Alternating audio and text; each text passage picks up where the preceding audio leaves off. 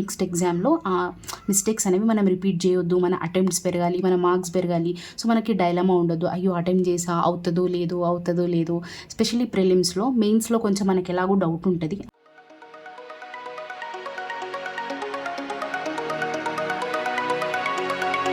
Hi friends, welcome to my YouTube channel Banking Aspirant Telugu. I hope all are doing good and preparing well for the upcoming exams. So today video is about how to prepare for upcoming exams. So manaku IBPS exams అయిపోయాయి కదా, అంటే RRB PO, RRB clerk, IBPS PO, IBPS clerk.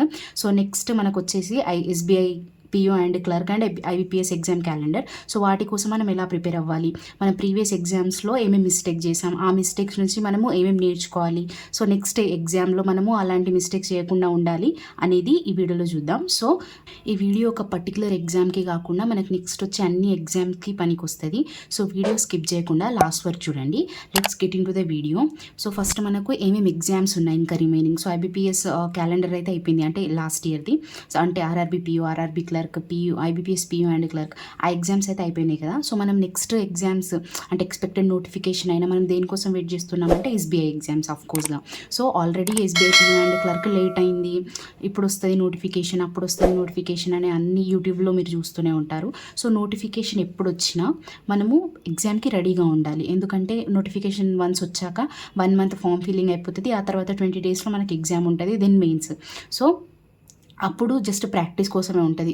So మీరు ఇంకా అప్పుడు concept ఇంకా మీకు క్లారిటీగా లేకపోతే మీరు నోటిఫికేషన్ వరకు వెయిట్ చేసి అప్పుడు చేస్తామంటే కుదరదు కదా.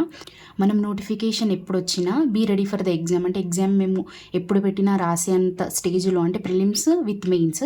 సో అవి రెండు మేము అటెంప్ట్ చేయగలము అనే కాన్ఫిడెన్స్తో ఉండాలి కదా. సో వాటి కోసం మనం ఏమేమి చేయాలి రిమైనింగ్ డేస్లో. సో నోటిఫికేషన్ రానప్పుడు మనకు కాన్సెప్ట్ని ఎలా అంటే అన్ని టాపిక్స్వి కాన్సెప్ట్ని తరువుగా మనం నేర్చుకోవాలి. అప్పుడు ఇది కరెక్ట్ టైం అన్నట్టు. ఒకసారి నోటిఫికేషన్ వచ్చాక మనం మోస్ట్లీ మార్క్స్ పైన, అంటే మార్క్స్ ఎన్ని వస్తున్నాయి, ఈ మార్క్ రాయాలా, ఆ మార్క్ రాయాలా, ఎన్ని మార్క్స్ వస్తున్నాయి, దానిపైన ఎక్కువ ఫోకస్ చేస్తాం కదా.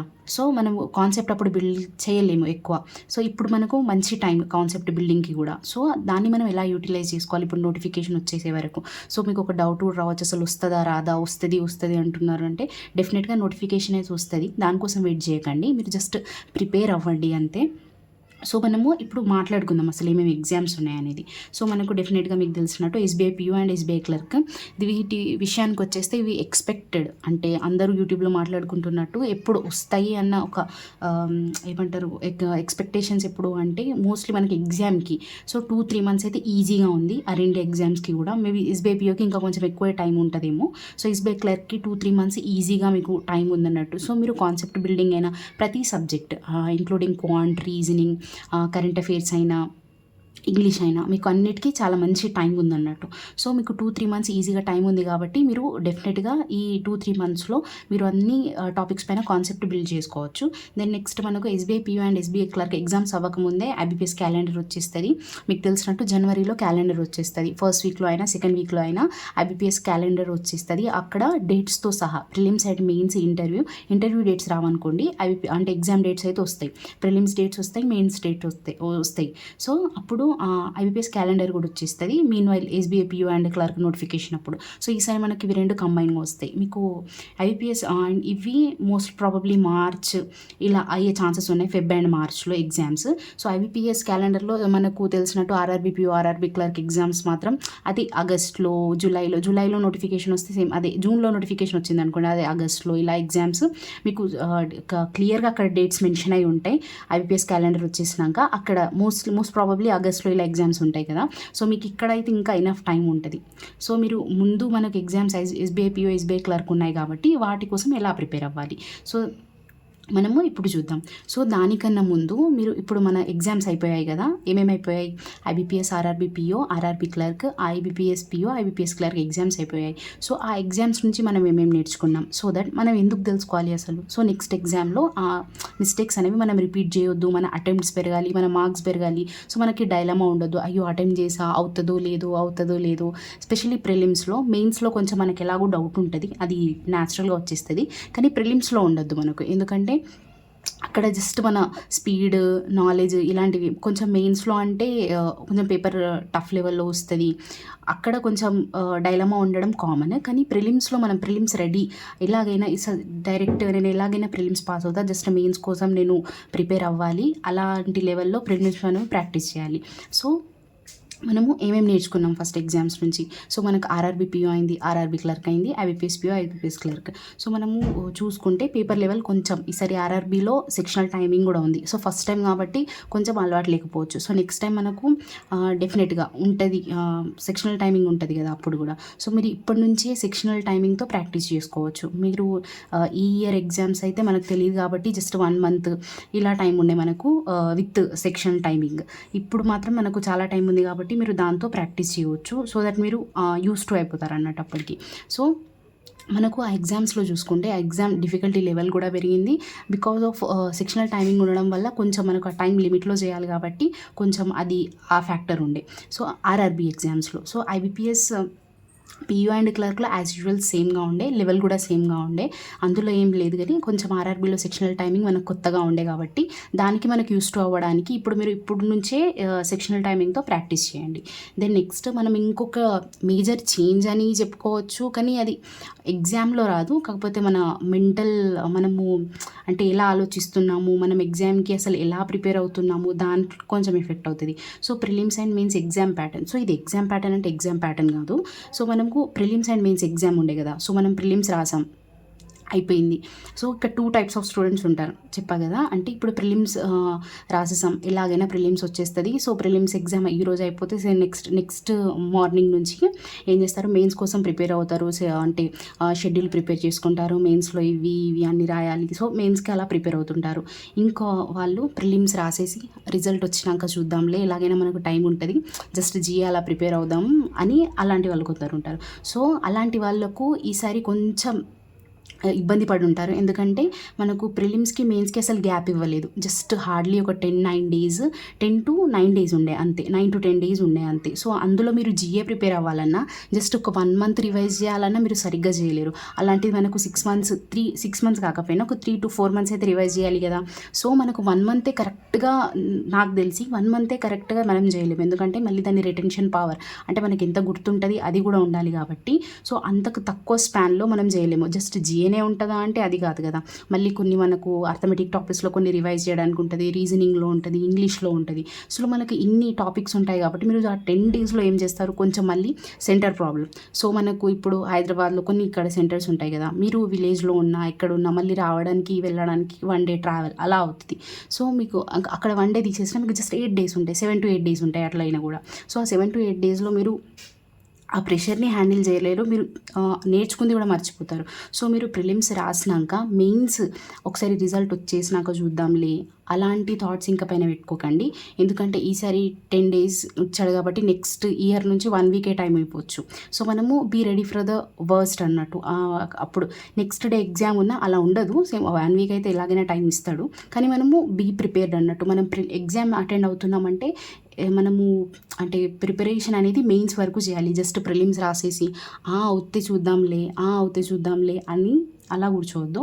మీకు ప్రిలిమ్స్ అండ్ మెయిన్స్ ప్యారలల్గా తీసుకెళ్ళండి. మీరు ప్రిలిమ్స్ రాసేసినాకనే వెంటనే మెయిన్స్కి ప్రిపేర్ అవ్వండి. మీరు ప్రిపేర్ అవుతున్నప్పుడు కూడా ప్రిలిమ్స్ అండ్ మెయిన్స్ 2 కలిసి ప్రిపేర్ అవ్వండి. జస్ట్ ప్రిలిమ్స్లో ఏమేమి వస్తాయి అవే ప్రాక్టీస్ చేసుకుంటూ మెయిన్స్ని మొత్తాన్ని అంటే కొంచెం వేరియబుల్ వచ్చిన క్వశ్చన్స్లో వదిలిపెట్టేసి అలాంటివి చేయకండి. Prelims and mains 2 types of questions practice చేయండి. ఎందుకంటే చూసారు కదా టైం అసలు ఉండదు.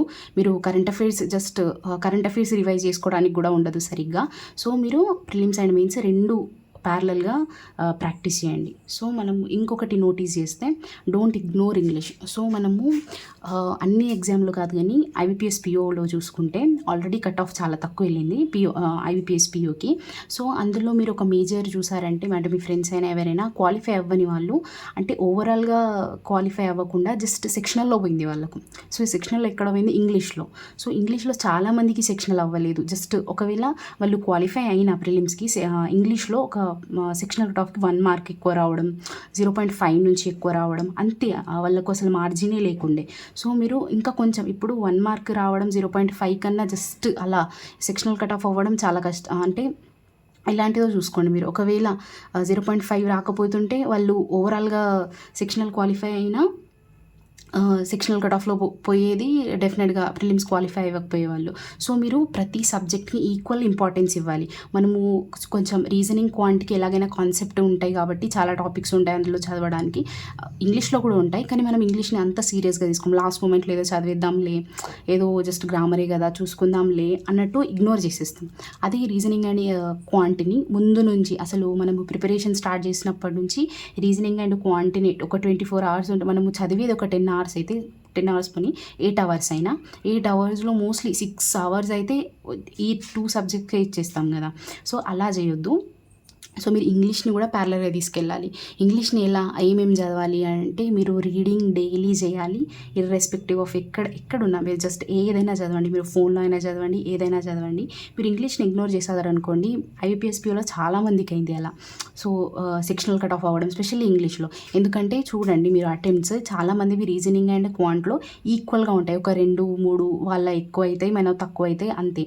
అది లీడ్ ఎవరికి ఉంటుంది అంటే ఇంగ్లీష్లో బాగా ప్రిపేర్ అయినా పర్ఫామ్ చేసిన వాళ్ళకి. కొంచెం వాళ్ళ ఇంగ్లీష్ బాగుంటే వాళ్ళు డెఫినెట్లీగా మనము 15 అటెంప్ట్ చేస్తే వాళ్ళు 20 అటెంప్ట్ చేస్తారు, మనం 20 అటెంప్ట్ చేస్తే వాళ్ళు 25-26 ఇలా అటెంప్ట్ చేస్తారు. వాళ్ళు ఒకళ్ళ క్వాంటి, ఎందుకంటే క్వాంటి రీజనింగ్ లెవెల్ టఫ్ వచ్చేస్తుంది, అక్కడ మనం ఎక్కువ స్కోర్ చేయలేము. అది ఇంగ్లీష్ కొంచెం ఈజీగా వస్తుంది మీరు చూస్తే. అదే మీరు ఇంగ్లీష్ ప్రిపేర్ అయ్యారనుకోండి, అక్కడ ఈజీ పేపర్ వస్తే మీరు 30కి 30 కూడా అటెంప్ట్ చేయవచ్చు.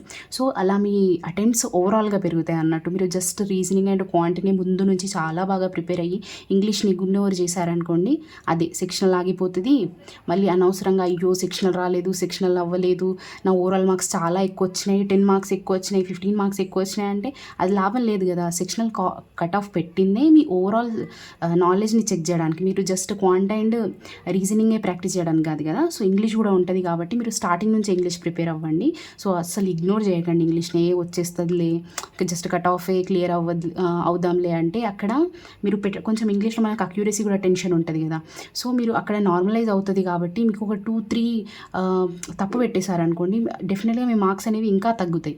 సో మీరు అందుకే ఇంగ్లీష్ని అంత తేలిగ్గా తీసేయకండి, ఇంగ్లీష్ని కూడా బాగా ప్రాక్టీస్ చేయండి. సో ఇవైతే లెర్నింగ్స్ అన్నట్టు. మనము ప్రీవియస్ ఎగ్జామ్లో ఇలా ఇవి చూసినవి, అబ్జర్వ్ చేసినవి మెయిన్లీ అదే ప్రిలిమ్స్ అండ్ మెయిన్స్కి ఉన్న టైమింగ్ ఆ 10 daysలో 7 daysలో. సో క్యాండిడేట్స్ ముందు నుంచే ఎలా ప్రిపేర్ అవ్వాలి అంటే, మేము జస్ట్ ప్రిలిమ్స్ ఇవ్వడానికి వెళ్ళట్లేదు, మేము మొత్తం ఎగ్జామ్ ప్రిలిమ్స్ మెయిన్స్, ఒకవేళ ఇంటర్వ్యూ ఉంటే ఇంటర్వ్యూ కూడా. సో మెయిన్స్ వరకు మేము సిలబస్ అంతా కంప్లీట్ చేసేసాము. సో ప్రిలిమ్స్ ఎగ్జామ్ ఇచ్చేదాకా మెయిన్స్కి మేము రెడీ ఉన్నాము అనే వాళ్ళు ఎంత సీరియస్ ఉన్నారో అది కూడా చెక్ అవుతుంది కదా.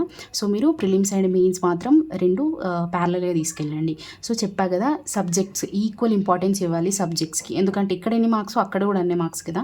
సో ఇప్పుడు మనకు 30 marks ఇంగ్లీష్ అంటే 1 markకి ఒక క్వశ్చన్ 1 mark, సేమ్ క్వాంటికి కూడా ఒక క్వశ్చన్కి 1 mark కదా. సో మీరు అలా ఈక్వల్ ఇంపార్టెన్స్ ఇవ్వాలి. లేకపోతే ఏమవ్వదు, మీరు ఇంగ్లీష్ అండ్ రీజనింగ్ ఎంత స్ట్రాంగ్ ఉన్నా, ఒకవేళ వేరే వాళ్ళది ఇంగ్లీష్ అండ్ రీజనింగ్ నార్మల్గా ఉందనుకోండి, మోడరేట్గా అంటే వాళ్ళకు వచ్చింది అన్న 20 ఇట్లా అటెంప్ట్ చేస్తున్నారు, ఇంగ్లీష్ వాళ్ళది వాళ్ళు సేమ్ ఈక్వల్ ఇంపార్టెన్స్తో ఇచ్చారు కాబట్టి వాళ్ళ డెఫినెట్గా వాళ్ళ మార్క్స్ పెరుగుతాయి. ఇక్కడ మీరు 20 అటెంప్ట్ చేసినప్పుడు మీరు మొత్తానికి ఇంగ్లీష్ చదవలేదు, ఏదో జస్ట్ అట్లా చూసేసాం, వచ్చేసింది చదివి పెట్టిస్తానులే అన్న అలాంటి ఇగ్నోర్ చేసేసారనుకోండి, ఒకవేళ పేపర్ ఈజీ వచ్చింది అనుకో, డెఫినెట్గా మీరు కూడా అటెంప్ట్ చేస్తారు. 20 అటెంప్ట్ చేస్తారనుకోండి, ఇంగ్లీష్ మంచిగా ప్రిపేర్ అయిన వాళ్ళు, సేమ్ ఈక్వల్ ఇంపార్టెన్స్తో ప్రిపేర్ అయిన వాళ్ళు అక్కడే 25 అటెంప్ట్ చేస్తారు. సో అక్కడ వాళ్ళకి ఎలాగైనా లీడ్ దొరికినట్టు కదా. సో అలా చాలామంది అలా చేశారనుకోండి, ఇంగ్లీష్ అన్నీ ప్రిపేర్ అయ్యారనుకోండి, డెఫినెట్గా కట్ ఆఫ్ కూడా ఇంక్రీజ్ అవుతుంది. అప్పుడు మీరు చదవలేదనుకోండి, ఒకవేళ మీరు కట్ ఆఫ్ క్లియర్ చేయలేదనుకోండి, అప్పుడు మీరు క్వాలిఫై అవ్వనట్టే కదా. సో అందుకే ఈక్వల్ ఇంపార్టెన్స్ ఇవ్వండి. ఇవైతే లెర్నింగ్స్. సో మీరు నెక్స్ట్ ఎగ్జామ్లో ఇప్పుడు ఎస్బీఐ ఉంది, అక్కడ మీరు అనుకోవచ్చు అరే సెక్షనల్ కట్ ఆఫ్ లేదు కదా, ఒక సబ్జెక్ట్ని ఇంగ్లీష్ చదవకున్నా పర్లేదు అని అంటే అంత ఈజీ కూడా ఉండదు కదా. మీరు జస్ట్ రీజనింగ్ అండ్ క్వాంటి చదివే ఎస్బీఐ ఎగ్జామ్ని క్లియర్ చేయలేరు కదా. అక్కడ ప్రిలిమ్స్ అంటున్నా, అక్కడ ఇంగ్లీష్ కూడా ఉంటుంది కదా, అక్కడ ఎంతో కొంత అక్కడ కూడా స్కోర్ చేయాలి కదా. సో ఇక్కడ సెక్షనల్ కట్ ఆఫ్ లేదు కానీ పేపర్ మరీ అంత ఈజీగా ఇచ్చేసేయడు కదా, ఇక్కడే మీరు మొత్తం స్కోర్ చేసేలాగా అసలు ఇంగ్లీష్ టచ్ చేయకుండా అలా కూడా కాదు కదా. సో మీరు క్వాలిఫై అవ్వాలంటే సేమ్ రీజనింగ్ క్వాంట్ ఇంగ్లీష్ని ఈక్వల్గా తీసుకెళ్ళాలి. సో నెక్స్ట్ మనము ఇవైతే లెర్నింగ్స్ మోస్ట్లీ నేను అబ్జర్వ్ చేసినవి. ఇంకా ఎలాంటివి అంటే లెర్నింగ్స్ అనేవి మన ప్రీవియస్ ఎగ్జామ్లో, సపోజ్ నా ఎగ్జాంపుల్ నేను తీసుకుంటే, సో రీజనింగ్ ఓకే, మేబీ అన్ని సబ్జెక్ట్స్ ఓకే. నాకు క్వాంట్లో నాకు కొంచెం వీక్ కాబట్టి నా క్వాంట్. సో నాకు క్వాంట్లో అర్థమైంది ఏంటంటే కేస్లెట్. సో నేను కేస్లెట్ నాకు ముందు నుంచి కొంచెం వీక్ నా కేస్లెట్. సో నేను కేస్లెట్ మీద ప్రాక్టీస్ చేస్తూ ఉంటా. అంటే ఎలాంటివి వచ్చినా వదిలేయకుండా కొంచెం వేరియబుల్స్ ఉన్నవి ప్రాక్టీస్ చేస్తూ ఉంటా. సో నేను ఆర్ఆర్బీ పిఓలో కేస్లెట్ అటెంప్ట్ చేశా కానీ అది రాలేదు.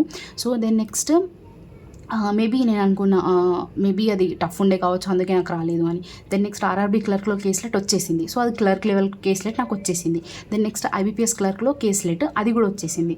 సో దెన్ నెక్స్ట్ మళ్ళీ నాకు అనిపించింది ఏంటంటే ఓహో ఒక ఎగ్జామ్లో అయిపోయిందిలే కేస్లెట్ అన్నది స్ట్రాంగే, కానీ అక్కడ ఏమో మేబీ ఫస్ట్ ఎగ్జామ్ కదా, ఫస్ట్ మెయిన్స్, సో అక్కడ కొంచెం ప్రెషర్ అలా క్రియేట్ అయ్యి అవ్వలేదేమో అనుకున్నా. దెన్ నెక్స్ట్ మనకు ఐబీపీఎస్ పిఓ మెయిన్స్ వచ్చింది కదా, అక్కడ ఒకటి హ్యాట్స్ అండ్ క్యాప్స్ది ఏమంటారు కేస్లెట్ ఉండే. సో అది నేను చేయలేకపోయినా. So PO mains level caselet నేను చేయలేకపోయినా. సో అది నా వీక్నెస్. అంటే నాకు అర్థమైపోయింది నేను ఇంకా దానికి అంటే యూస్ టు అవ్వలేదు, ఎలాంటి లెవెల్ కేస్లెట్ ఇచ్చినా నేను చేయలేకపోతున్నా. సో నేను దానిపైన వర్క్ చేయాలి. సో మీరు కూడా ఇలానే మీరు ఎగ్జామ్స్ రాసి ఉంటారు కదా, మీరు ఏదైనా అటెంప్ట్ చేస్తే అంటే మీరు ఇంట్లో చాలా బాగా ప్రిపేర్ అయ్యారు ఆ టాపిక్ పైన, అది ఎగ్జామ్లో వచ్చేసింది లక్కీలీ. సో మీరు అది అటెంప్ట్ చేశారు అయినా అవ్వలేదు, క్వశ్చన్స్ మీరు మొత్తం సాల్వ్ చేసినా క్వశ్చన్ సాల్వ్ అవ్వట్లేదు. సో మీరు ఇంకా దానికోసం రెడీ అవ్వలేదు. సో అలాంటి టాపిక్స్ని మీరు చూస్ చేసుకొని దాని మీద ప్రాక్టీస్ చేయండి. సో ఇవి నెక్స్ట్ ఎగ్జామ్లో మనకు డెఫినెట్గా రిపీట్ కావన్నట్టు. మీరు ఏ క్వశ్చన్స్ అంటే మీకు కొన్ని అయినా గుర్తుంటాయి కదా.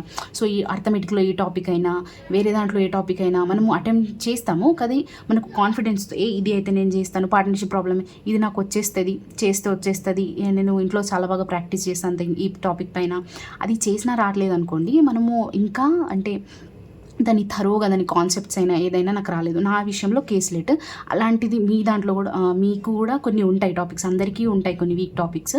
సో అలాంటివి మీరు తెలుసుకోవాలి ఏమేమి టాపిక్స్. నేను జస్ట్ ఒక ఎగ్జాంపుల్ చెప్పిన కేస్లెట్, ఇంకా అర్థమెటిక్లో కూడా కొన్ని టాపిక్స్ ఉన్నాయి నా వీక్ టాపిక్స్, ఇంగ్లీష్లో అయినా అన్ని కొన్నిట్లో ఉంటాయి. సో మీరు అవి మీకు గుర్తున్నవి అయినా ఒక దానిపైన రాయండి. సో ఈ టాపిక్స్ పైన మాత్రం నేను ఫస్ట్ వర్క్ చేయాలి, ఎందుకంటే ఎస్బీఐ ఎగ్జామ్స్ వస్తాయి డెఫినెట్గా. సో దాంట్లో ఇవి రిపీట్ అవ్వద్దు, ఎందుకంటే మనము ప్రిపేర్ అయినవే మనము రాంగ్ చేసేస్తే కాన్ఫిడెన్స్ చాలా తగ్గిపోద్ది కదా. సో మీరు అలాంటి టాపిక్స్ని ఫస్ట్ రాయండి, అవి రాసి దానిపైన ప్రాక్టీస్ చేయండి చాలా బాగా. సో అది కాన్సెప్ట్ క్లారిటీ ఆఫ్ టాపిక్స్ అంటే అంతే. మనము ఏ టాపిక్స్ అంటే మనకు రానివి టాపిక్స్ ఉన్నా అవి చేసుకోండి. ఈ టాపిక్స్ నాకు అర్థమవుతున్నాయి కానీ క్వశ్చన్ వస్తే నేను చేయలేకపోతున్నా. సపోజ్ నార్మల్గా నంబర్స్ ఇస్తే చేస్తున్నా కానీ వేరియబుల్స్ ఇస్తే నేను చేయట్లేదు. సో వేరియబుల్స్లో కూడా సపోజ్ ఇప్పుడు ఎక్స్ మంత్స్ ఉంది, సపోర్ట్ పార్ట్నర్షిపే తీసుకున్నాను అనుకోండి, ఎక్స్ మంత్స్ అని వచ్చేసింది. సో ఇలాంటివి చేస్తున్నా, కాకపోతే X% మోర్ అని వచ్చింది అనుకోండి, Y% మోర్ అని వచ్చింది, దాన్ని ఇలా తీసుకోవాలి. సపోజ్ ప్రాఫిట్ అండ్ లాస్లో X% మోర్ ప్రాఫిట్ వచ్చింది, Y% ఆఫ్ డిస్కౌంట్ వచ్చింది, ఇలాంటివి వచ్చినప్పుడు పర్సెంటేజ్లో వచ్చినప్పుడు నేను తీసుకోలేకపోతున్నా. అలాంటి ప్రాబ్లమ్స్ ఎక్కువ చేయండి. అదే కాన్సెప్ట్ క్లారిటీ. మనకు క్వశ్చన్స్ వచ్చినా దాంట్లో వేరియబుల్స్ మెయిన్స్ లెవెల్లో వేరియబుల్స్ చాలా ఉంటాయి కదా. సో మీరు వేరియబుల్స్ వచ్చినప్పుడు నేను చేయలేకపోతున్నా మనకు అర్థమైపోతుంది. సో అలాంటివి టాపిక్స్ మీరు వేరియబుల్స్ ఉన్నవి చేయండి, అలాంటివి డిఫరెంట్ ఆఫ్ ప్రాబ్లమ్స్ చేయండి, అవి మీకు నెక్స్ట్ ఎగ్జామ్లో డెఫినెట్గా పనికి వస్తాయి. సో అలాంటివి కాన్సెప్ట్ క్లారిటీ చేయండి. దెన్ నెక్స్ట్ మీకు డైలీ కరెంట్ అఫైర్స్ ఇంపార్టెన్స్ ఎప్పుడు పెరిగిపోతుంది అంటే, మీరు చూసారు ఆర్ఆర్బీ పిఓ అండ్ క్లర్క్ అంటే మన అందరము ఎక్కడి నుంచి వచ్చేసినాయి అవి అడిగేశాడు ఇవి అడిగేశాడు అని మనం అందరం అనుకున్నాము. డెఫినెట్గా ఎందుకంటే మనకు యూజువల్లీ బ్యాంకింగ్ ఎగ్జామ్స్లో 6 months కరెంట్ అఫైర్స్ అడుగుతాడు. సో మనం మోస్ట్లీ 6 months చదవకపోయినా 3 to 4 months చదివినా సరిపోద్ది, అందరికీ తెలుసు, అక్కడి నుంచి ఎక్కువ అడుగుతాడు. కాబట్టి ఈసారి ఆర్ఆర్బీ పిఓ క్లర్క్లో ఏమైందంటే, సో వాడు కొంచెం 8 months నుంచి 1 year నుంచి ఇలాంటి క్వశ్చన్స్ అడిగాడు. సో మనం ఆల్రెడీ దానికన్నా ముందు నుంచి ప్రిపేర్ అవుతున్నాం కదా, కానీ మనం కరెంట్ అఫైర్స్ ప్రిపేర్ అవ్వం. దానికోసం మనము మోస్ట్లీ రీజనింగ్ అండ్ క్వాంట్ని ప్రిపేర్ అవుతాం. అంటే దాంట్లో సబ్జెక్ట్స్ అర్థమెటిక్ అయినా డిఐ అయినా రీజనింగ్ అయినా ఇలాంటి టాపిక్స్ ప్రిపేర్ అవుతాం, కానీ డైలీ కరెంట్ అఫైర్స్ చేయం. సో మనము అలా చేయకపోయేసరికి ఇప్పుడు మనం ఎగ్జామ్స్ నోటిఫికేషన్ వచ్చినాక మోస్ట్లీ 3-4 monthsవి అలా చదివేస్తాము, రివైజ్ కూడా చేసేస్తాం, 3 to 4 times అయినా రివైజ్ చేస్తాం. సో అలాంటప్పుడు ఏమవుతుందంటే, సేమ్ మీరు చూసుకున్నట్టు ఆర్ఆర్బీ పిఓ అండ్ క్లర్క్లో వాడు కొంచెం ఎర్లీ 8 monthsవి 1 yearవి ఇలా అడిగేశాడు. సో అక్కడ చాలా అటెంప్ట్స్ పడిపోయినాయి అందరివి. సో అలా ఎక్కడి నుంచో అడిగేశాడు, ఇలాంటివి వస్తాయి. సో ఇలాంటివి రాకుండా ఉండడానికి అని అంటే డైలీ కరెంట్ అఫైర్స్ చదవాలి. సో మీరు ఎగ్జామ్కి ముందు సపోజ్ ఇప్పుడు ప్రిలిమ్స్ తర్వాత కాకపోయినా సపోజ్ నోటిఫికేషన్ వచ్చాక కూడా 8 monthsవి చదవడం 1 yearవి చదవడం అలాంటివి ఎవరు చదవలేరు, ఎందుకంటే దాని తర్వాత మనం రిటైన్ కూడా చేసుకోవాలి కాబట్టి చదవడానికి చాలా ఉంటుంది. సో అలాంటి దానికన్నా మీరు డైలీ కరెంట్ అఫైర్స్ చదవండి ఇప్పటి నుంచే. సో ఇప్పటి నుంచి చదవాలా, గుర్తుంటాయా లేదా, గుర్తుండడం కన్నా మీరు ఆప్షన్ చూడంగానే అరే ఇది ఎక్కడో చదివినట్టు అనిపిస్తుంది, ఈ రెండిట్లో ఏదో ఒకటి అవుతుంది, ఇదే అవుతుంది, ఇలాంటివి ఒక 80-90% షూర్ ఉన్నా సరిపోతుంది. సో అలా మీకు గుర్తవుతుంది ఎట్లాగైనా. సో మీరు ఇప్పుడు చదువుతున్నారంటే మళ్ళీ తర్వాత రివైజ్ చేస్తారు కదా, సో అప్పుడు మీకు 100% గుర్తుండిపోతుంది. అన్ని గుర్తుండకపోయినా కొన్ని గుర్తుంటాయి కదా. సో మీరు డైలీ కరెంట్ అఫైర్స్ చేయడానికి ట్రై చేయండి, రాదర్ దెన్ ఇప్పుడు మళ్ళీ next year IBPS RRB PO clerk exams అవుతాయి కదా, అక్కడ వాళ్ళు అడుగు అంటే 8 months అడగచ్చు, అడగకపోవచ్చు, 6 months అడగవచ్చు, లేకపోతే 3 to 4 months అడగవచ్చు. కానీ అడగొచ్చు అంటే ఇక్కడ అంటే మనకు డెఫినెట్గా 3 to 4 months అడగడానికి అయితే లేదు కదా. సో మళ్ళీ 8 months నుంచి అడిగితే మళ్ళీ 1 year వేస్ట్ అవుతుంది కదా. సో మీరు ఇప్పటి నుంచి కరెంట్ అఫైర్స్ డైలీ చదవండి. సో మీకు అక్కడ డెఫినెట్గా యూజ్ అవుతుంది, మీరు ఏదో సర్ప్రైజ్కి షాక్ అవ్వరు అన్నట్టు. సో అలా మీరు డైలీ కరెంట్ అఫైర్స్ చేయండి. సో దెన్ నెక్స్ట్ ఇది ఇంగ్లీష్కి సంబంధించింది. మోస్ట్లీ అందరూ స్ట్రగుల్ అయ్యేది ఇంగ్లీష్లో మార్క్స్ రావట్లేదు, అక్యురసీ ప్రాబ్లం అవుతుంది, ఎలా రీడింగ్ కాంప్రిహెన్షన్ చదవలేకపోతున్నాం. ఎందుకంటే 30 మార్క్స్లో 10 marks వరకు రీడింగ్ కాంప్రిహెన్షన్కి ఉంటాయి. సో మీరు ఇక్కడ 10 to 10 marks తెచ్చుకోకపోయినా 6 marks అయితే మీకు డెఫినెట్లీ ఈజీగా రావచ్చు అన్నట్టు, మీ రీడింగ్ పర్ఫెక్ట్ ఉంటే. సో ఇక్కడ నుంచి 6 marks వస్తున్నాయి కాబట్టి దీన్నే ఇగ్నోర్ చేస్తాం మనం. సో రీడింగ్ కాంప్రిహెన్షన్ కదా, చూద్దాంలే అవుతాయో అవ్వవో, అర్థమవుతాయో అవ్వవో అలా అని మీరు ఫస్ట్ గ్రామర్ చేయాలి కూడా. అదే ఫస్ట్ గ్రామర్ క్వశ్చన్స్ అటెంప్ట్ చేసినాకనే రీడింగ్ కాంప్రిహెన్షన్ చేయాలి. అందులో మనం కరెక్ట్ పెట్టాలి, ఏదో చదివి అర్థం చేసుకొని పెట్టాలి కదా. సో మీరు అది బాగా రావాలి, మన అక్యురసీ బాగా రావాలి. ప్రిలిమ్స్లో అయితే ఎప్పుడు 30 questions ఉంటాయి కదా, 20+ వెళ్ళాలి. కొంచెం పేపర్ ఈజీగా ఉంటే డెఫినెట్గా 25+ చేయాలి. కొంచెం టఫర్ సైడ్ వస్తే 20+ ఎలాగైనా చేయాలి, అక్యురసీతో చేయాలి. 1-2 తప్పైనా పర్లేదు కానీ సో అక్యురసీ చేయాలి అంటే ఒక్కటే. మళ్ళీ దీనికి షార్ట్ కట్స్, ఎగ్జామ్ ముందు ఏదో డిక్షనరీలు చదవడం అలాంటివి ఏమి ఉండవు. సో మీరు daily editorial and reading, daily editorial వల్ల మీ వొకాబ్ స్ట్రాంగ్ అవుతుంది, డెఫినెట్గా స్ట్రాంగ్ అవుతుంది. ఎందుకంటే యూట్యూబ్ పైన చాలా ఎడిటోరియల్స్ ఉంటాయి కదా. సో అక్కడ మీకు వర్డ్స్తో పాటు ఫ్రేజెస్ అడుగుతాడు, ఫ్రేజెస్ చెప్తారు వాళ్ళు, ఇడియమ్స్ చెప్తారు. సో ఇవి ఎగ్జామ్స్లో అడుగుతాడు. సో ఫ్రేజెస్ వస్తాయి కదా, ఫ్రేజెస్ అడుగుతున్నాడు, ఫ్రేజెస్ అయితే క్లోజ్ టెస్ట్లో కూడా అడుగుతున్నాడు, అలా యూజ్ అవుతాయి మీకు. ఇడియమ్స్ కూడా అడుగుతాడు, యూజ్ అవుతాయి. వొకాబ్ అయితే డెఫినెట్గా ఇంపార్టెంట్ కాబట్టి అక్కడ. సో ఎడిటోరియల్ అనేది చాలా ఇంపార్టెంట్. మీరు ఎక్కడ చేసినా సరే అక్కడ నుంచి డైలీ ఒక 10 words అయినా మీకు గుర్తుంటాయి. అవి గుర్తుండకపోయినా మీరు డైలీ చదువుతుంటే, ఎడిటోరియల్ చదువుతుంటే మీకు ఆ వర్డ్స్ కూడా గుర్తయిపోతాయి. మీరు స్పెషల్గా డిక్షనరీ తీసి ఈ వర్డ్స్ ఈరోజు ఇన్ని వర్డ్స్ చేయాలని కూడా లేదు. మీరు జస్ట్ డైలీ ఎడిటోరియల్ చూస్తే దాని సినానిమ్స్, యాంటనిమ్స్ అన్నీ చెప్తారు వాళ్ళు. సో మీకు డైలీ ఎడిటోరియల్, ఇంగ్లీష్ ఇంప్రూవ్ చేసుకోవడానికి డైలీ ఎడిటోరియల్ అనేది చాలా ఇంపార్టెంట్. దెన్ నెక్స్ట్ రీడింగ్, ఇదే చేస్తున్నాం కదా మళ్ళీ రీడింగ్ కూడా చేయాలా అంటే, ఒకళ్ళు చెప్పేది వింటే త్వరగా అర్థమవుతుంది, కరెక్ట్ మనం నేర్చుకోవాలి. రీడింగ్ అనేది మనం సెల్ఫ్గా ఎంత మనం అర్థం చేసుకోగలుగుతున్నాము, అది మీ రీడింగ్ హ్యాబిట్ అనేది డెవలప్ అవ్వాలి. ఎందుకంటే మీరు చూసారు ప్రిలిమ్స్లో అయితే కొంచెం చిన్న ఆర్సీ వస్తుంది, మెయిన్స్లో అయితే చాలా పెద్ద ఆర్సీస్ వస్తాయి, అవి కూడా 2 to 3 ఆర్సీస్ వస్తాయి. సో అది చదివి అర్థం చేసుకునే కెపాసిటీ మనకు ఉండాలి. సో అప్పుడే మనం మార్క్స్ క్యారీ చేయగలం అండ్ అటెంప్ట్స్ కూడా పెరుగుతాయి. సో రీడింగ్ అనేది ఇప్పుడు మనం చదువుతుంటాం కదా, మీరు సేమ్ ఇక్కడ ఎడిటోరియల్లో వాళ్ళు రీడింగ్ కాంప్రిహెన్షన్ కూడా ఇస్తారు, అక్కడ నుంచి కూడా చేయండి. మీరు నార్మల్గా మీకు అర్థమయ్యేటివి చిన్న చిన్న స్టోరీస్ అయినా అవి చదివి అర్థం చేసుకోవడానికి చూడండి. ఎందుకంటే నార్మల్ వేరే క్వశ్చన్స్ కూడా, అంటే ఫిల్ ఇన్ ద బ్లాంక్స్ అయినా, ఎర్రర్స్ అయినా, ఏవైనా మీకు చదివి అర్థం అవ్వాలి. ఈవెన్ రీడింగ్ కాంప్రిహెన్షన్లో క్వశ్చన్స్ కూడా చదివి దాన్ని ఎంత అనలైజ్ చేసామో దానిపైన క్వశ్చన్స్ ఉంటున్నాయి, డైరెక్ట్ క్వశ్చన్స్ రావట్లేదు. సో మీరు చదివి మీకు ఎంత అర్థమవుతుంది దానిపైనే క్వశ్చన్స్ వస్తున్నాయి కాబట్టి reading is so important. So మీరు అసలు స్కిప్ చేయకండి రీడింగ్ అండ్ కరెంట్ అఫైర్స్ అనేది, సరేనా. సో ఇక్కడ ఇంగ్లీష్కి ఇలా చేయండి. సో ఇంకా మీరు డైలీ ప్రాక్టీస్కి ఏం చేస్తారు అంటే డైలీ క్విజెస్, మీరు ఏ యాప్ని యూజ్ చేస్తున్నా చాలా యాప్స్ ఉంటాయి కదా, సో అక్కడ డైలీ క్విజెస్ ఉంటాయి. ఎగ్జామ్స్ ఇప్పుడు నియర్ బై ఎగ్జామ్స్ ఏమున్నాయి దానిపైన క్విజెస్ ఉంటాయి. నార్మల్గా డైలీ ఇంగ్లీష్ పైన ఉంటాయి, కరెంట్ అఫైర్స్ పైన ఉంటాయి, ఇంకా క్వాంట్ రీజనింగ్, ఇలాంటి అన్ని సబ్జెక్ట్ పైన క్విజెస్ ఉంటాయి. సో మీరు అవి డైలీ చేయండి. దీంతో ఏమవుతుంది అంటే అక్కడ క్విజెస్ అంటే మీకు డెఫినెట్గా టైమర్ వస్తుంది కాబట్టి దాంతో మీ స్పీడ్ పెరుగుతుంది.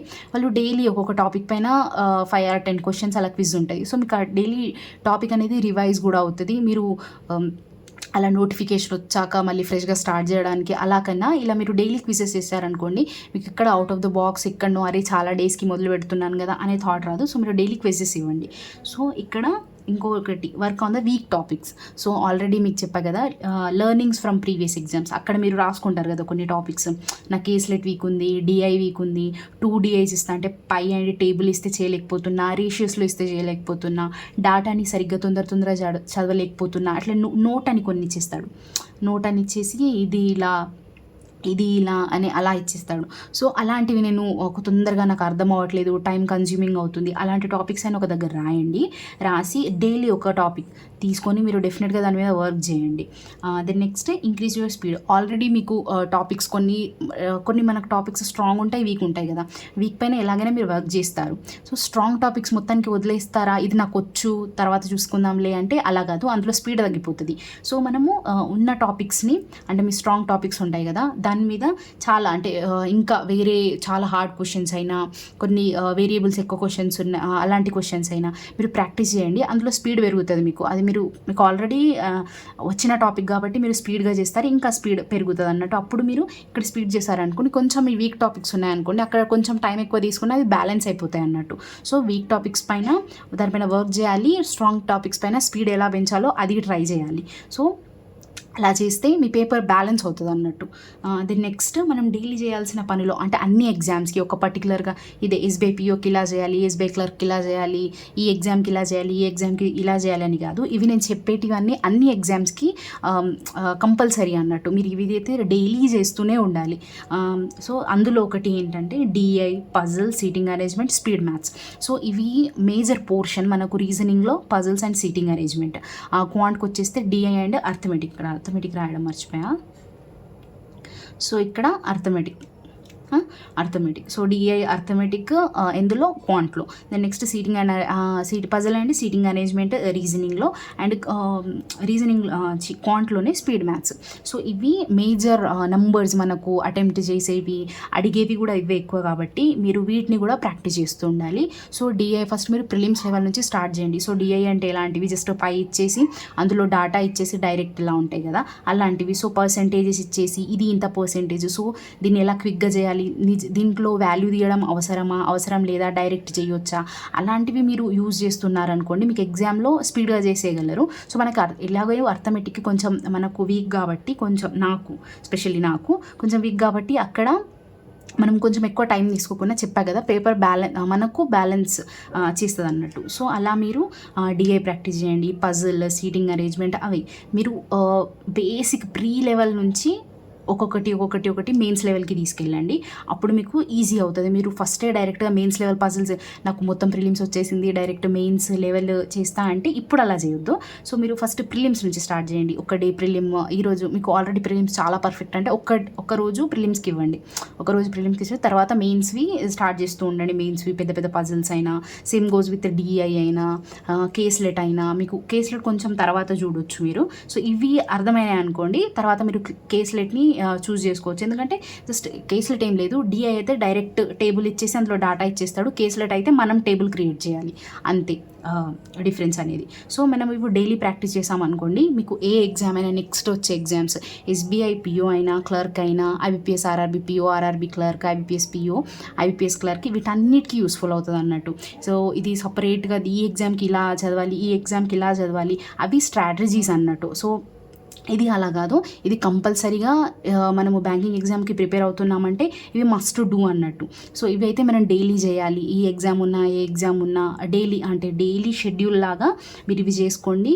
సో మీరు డెఫినెట్గా మీరు జస్ట్ ఇప్పుడు SBI PO, SBI clerk exams ఉన్నాయి కాబట్టి ఏదో యూట్యూబ్లో వీడియో చూసుకొని అంటే ఈ 2-3 మంత్స్లో ఇలా ప్రిపేర్ అవ్వాలి, ఫస్ట్ ఇది చేయాలి అలా అని స్టార్ట్ చేయకండి. మీరు ఫస్ట్ అసలు మీ ప్రీవియస్ ఎగ్జామ్లో ఏమేమి మిస్టేక్స్ చేశారు, సో మీరు ఆ మిస్టేక్స్ తెలిస్తే మీరు నెక్స్ట్ ఎగ్జామ్లో రిపీట్ చెయ్యరు అవి డెఫినెట్గా. సో మీరు ఫస్ట్ అనేవి నేను ఏమేమి టాపిక్స్లో వీక్ ఉన్నా, నేను ఎగ్జామ్లో ఎలా రియాక్ట్ అయినా, అంటే ఒక ప్రాబ్లం చూడగానే నాకు ఈజీగా వచ్చేసింది, సాల్వ్ చేసేసా, ప్యానిక్ అయ్యానా, ఏదైనా రాకపోతే ఎలా చేశాను, ఇలా ప్యానిక్ అవ్వద్దు. సో అలా ఎగ్జామ్ ఎన్వైరన్మెంట్ని కన్సిడర్ చేయాలి. సో నెక్స్ట్ ఎగ్జామ్లో ఇలా నేను ఎగ్జామ్ హాల్కి వెళ్ళినప్పుడు కామ్గా ఉండాలి, ఏ టాపిక్స్ వచ్చినా రాకపోయినా పేపర్ని కామ్గా ఇవ్వాలి, ఇలాంటివన్నీ మీరు అబ్జర్వ్ చేయాలి, తెలుసుకోవాలి. సో అవి బిహేవియర్. సో ఎగ్జామ్లో నేను ఎలా బిహేవ్ చేస్తున్నా, సో పానిక్ అవ్వట్లేదు, అలాంటివి కూడా చూసుకోవాలి. దెన్ నెక్స్ట్ మన సబ్జెక్టివి కూడా చూసుకోవాలి. సో ఇవి రెండు మీరు ఎంత సబ్జెక్ట్ బాగా నేర్చుకున్నా మీకు అక్కడ వెళ్ళినాక మీరు పానిక్ అయిపోతే మీకు తెలిసినట్టు బ్రెయిన్ బాగా వర్క్ చేయదు కదా. సో 100% పొటెన్షియల్తో వర్క్ చేయదు. సో మీరు మీ బిహేవియర్ ఎగ్జామ్ సెంటర్లోకి వెళ్ళాక అక్కడ నేను క్వశ్చన్ చూసి ఎలా రియాక్ట్ అవుతున్నా అది కంట్రోల్ చేయాలి. దెన్ నెక్స్ట్ మీ సబ్జెక్ట్ కూడా అన్నీ నేర్చుకోవాలి. సో ఇవి మాత్రం మీరు డెఫినెట్గా చూడండి, అబ్జర్వ్ చేయండి. సో అవి అన్నీ ఒక దగ్గర రాయండి. నేను ప్రీవియస్ ఎగ్జామ్లో ఇక్కడ ఈ క్వశ్చన్కి ఇంత టైం ఇచ్చాను, ఇవ్వకపోతే మనం వచ్చాక అనుకుంటాం కదా, అరే ఇక్కడ మళ్ళీ అనలైజ్ చూస్తాం కదా, అరే ఈ ప్రాబ్లం అయితే ఈజీగా ఉండి మనం ఎందుకు చేయలేదు, నేను ఇది ఎందుకు అటెంప్ట్ చేయలేదు, వేరే దాన్ని ఎందుకు అటెంప్ట్ చేశాను. సో అప్రోచ్ అనేది, సో ఈ ప్రాబ్లమ్ని చేయాలా, ఈ ప్రాబ్లమ్ని ఎందుకు చేయలేదు. సో అలాంటివి మీరు ఒక దగ్గర రాయండి. సో ఏమేమి టాపిక్స్ నాకు రావట్లేదు, ఏమేమి వస్తున్నాయి, దేన్ని ఎలా ఫస్ట్ ఏది చేయాలి అనేది ఒక దగ్గర రాయండి. సో అది మీకు చాలా హెల్ప్ఫుల్ అవుతుంది. ఎందుకంటే ఇప్పుడు జస్ట్ మీరు SBI PO clerk preparation strategy చూసారు, దానికోసం డెఫినెట్గా వర్క్ చేస్తారు, అందరు కష్టపడుతున్నారు, మీరు కూడా చేస్తారు. సో దానిపైన మీరు ప్రాక్టీస్ చేస్తూ ఉంటారనుకోండి, డైలీ చేస్తున్నారు, ఎగ్జామ్ వచ్చింది మళ్ళీ చేశారు, మళ్ళీ అనలైజ్ చూసారు, అయ్యో ఇది చేయాల్సింది. సో మీరు అదే రిపీట్ అవుతుంది, దానివల్ల ఏం మనకు గ్రోత్ కనిపించదు కదా. సో మీరు ప్రీవియస్ ఎగ్జామ్లో ఏం మిస్టేక్స్ చేశారు అది ఫస్ట్ తెలుసుకొని దెన్ నెక్స్ట్ మీరు ఎస్బీఐ పిఓ అండ్ క్లర్క్కి ఒక స్ట్రాటజీ లాగా మీరు ఏదైనా మీ మిస్టేక్స్ ఏంటి, నేను ఎలా ప్రిపేర్ అవ్వాలి అనేది మీరు డెఫినెట్గా రాయండి. అది మీకు చాలా హెల్ప్ఫుల్ అవుతుంది. జస్ట్ ప్రిపరేషన్ స్ట్రాటజీ వీడియోస్ చూసేసి సరే ఈ ఎగ్జామ్స్ అయిపోయినాయి కదా మళ్ళీ ఎగ్జామ్స్కి రాసేద్దామని అలా రాస్తూ వెళ్ళకండి. ఫస్ట్ ప్రీవియస్ ఎగ్జామ్లో ఏమేమి మిస్టేక్స్ చేసా అది చూసి దెన్ నెక్స్ట్ ఎగ్జామ్కి ప్రిపేర్ అవ్వండి. మీకు చాలా హెల్ప్ఫుల్ అవుతుంది. తర్వాత మీకు రిగ్రెట్స్ ఉన్నావు అన్నట్టు, అయ్యో ఈ లాస్ట్ ఎగ్జామ్లో కూడా ఇలానే అయింది, ఈ ఎగ్జామ్లో కూడా ఇలానే అయింది అన్న రిగ్రెట్స్ ఉండొద్దు అంటే మీరు డెఫినెట్గా ప్రీవియస్ ఎగ్జామ్లో ఏమేమి చేశాను అనేది గుర్తుంచుకోవాలి. సో ఇక్కడ మళ్ళీ అప్కమింగ్ ఎగ్జామ్స్ అంటే జస్ట్ ఇవే ఎగ్జామ్స్ ఉంటాయా అంటే ఇవి జస్ట్ బ్యాంకింగ్ ఎగ్జామ్స్, అంటే మేజర్ బ్యాంకింగ్ ఎగ్జామ్స్ అన్నట్టు. ఇంకా FCI కూడా వస్తుంది. సో అందులో కూడా మోస్ట్లీ సేమ్ ఉంటుంది సిలబస్, కాకపోతే అక్కడ జనరల్ సైన్స్ కూడా అడిగేస్తాడు అన్నట్టు, అంటే హిస్టరీ కొంచెం ఇలాంటివి అక్కడ కూడా వస్తాయి. సో ఆ ఎగ్జామ్ నోటిఫికేషన్ వచ్చాక దాని గురించి కూడా మాట్లాడుకుందాం. కానీ మేజర్గా మనం ఇవి టార్గెట్ చేస్తాం కాబట్టి బ్యాంకింగ్ ఎగ్జామ్స్ అన్నప్పుడు దీని గురించి చెప్తున్నా నేను. సో మీరు ఒక 1 వీక్ బ్రేక్ తీసుకోండి. అంటే union bank of India LBO exam అయిపోయింది కదా, సో డెఫినెట్గా ఒక 1 వీక్ అయినా 2 వీక్స్ తీసుకున్నా పర్లేదు. సో ఒక 1 వీక్ అయితే మీరు ఒక మంచిగా కంప్లీట్గా రెస్ట్ తీసుకోండి, కొంచెం బుక్స్ నుంచి దూరంగా ఉండండి. అంత హెడేక్ అయిపోతుంది కదా, అంటే చాలా కంటిన్యూస్ మనకి ఎగ్జామ్స్ ఉండే, ప్రిలిమ్స్ మెయిన్స్ మధ్యలో ఇంటర్వ్యూ. సో దాని నుంచి కొంచెం బ్రేక్ తీసుకొని కొంచెం పీస్ఫుల్ అవ్వండి. దెన్ నెక్స్ట్ మీరు SBI POకి క్లర్క్కి నెక్స్ట్ క్యాలెండర్ ఇయర్కి దానికోసం మీరు ప్రిపేర్ అవ్వండి. మొత్తం ఇది అయిపోగానే చలో నెక్స్ట్ SBI PO క్లర్క్ ఉంది కదా అనేసి అలా చేయకండి. కొంచెం ఒక బ్రేక్ అయితే డెఫినెట్గా మీరు తీసుకోవాలి. తర్వాత మీ మైండ్ రిఫ్రెష్ అవుతుంది, మీరు ఇంకా ఎనర్జీతో పర్ఫామ్ చేయగలరు. సో ఆ బ్రేక్ అనేది కంపల్సరీ. మీరు మొత్తం బుక్స్తోనే ఉండకండి. ఒక 1 వీక్ అయినా 2 వీక్ అయినా బ్రేక్ తీసుకొని ఈ వీడియోలో మనము అంటే ఇర్రెస్పెక్టివ్ ఆఫ్ ఎగ్జామ్, అంటే especially dedicated to SBI PO clerk కాకుండా అన్ని ఎగ్జామ్స్ గురించి మాట్లాడుకున్నాం కదా.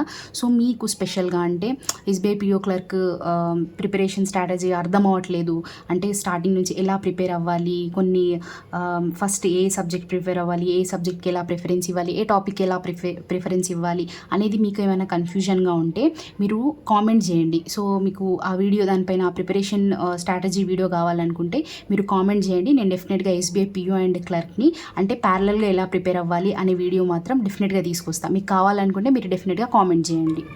That's it for the video. ఈ వీడియో మీకు హెల్ప్ఫుల్గా అనిపించినట్లయితే మీరు డెఫినెట్గా లైక్ చేయండి. మీరు నాకు ఏమైనా సజెషన్స్ ఇవ్వాలనుకున్నా, మీకు ఏ టాపిక్ పైన వీడియో కావాలనుకున్నా do let me know in the comment section and subscribe to my YouTube channel banking aspirant Telugu. I hope you love this video. See you in the next video. Bye bye.